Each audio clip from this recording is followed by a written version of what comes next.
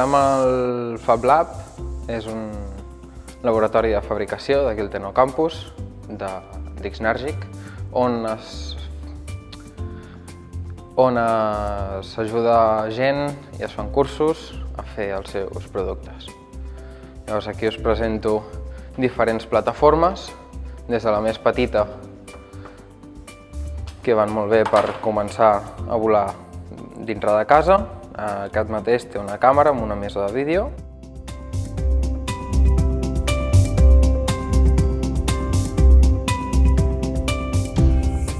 La següent plataforma ja seria un tamany una miqueta més gran, on aquí a sota portaria una GoPro giroestabilitzada.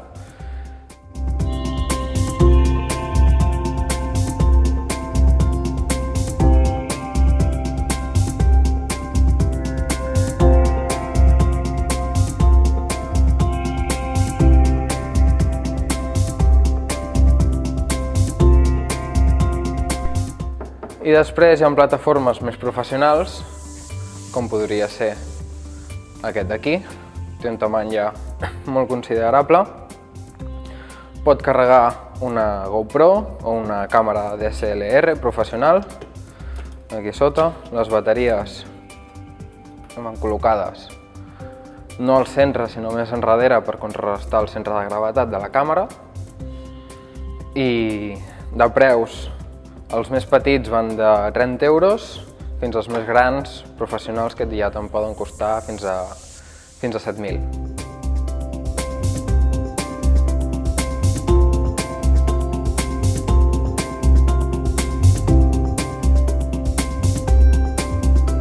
Jo de petit ja obria tots els vídeo VHS, amb el meu tiet, i a partir d'aquí va anar creixent la passió sobre la robòtica.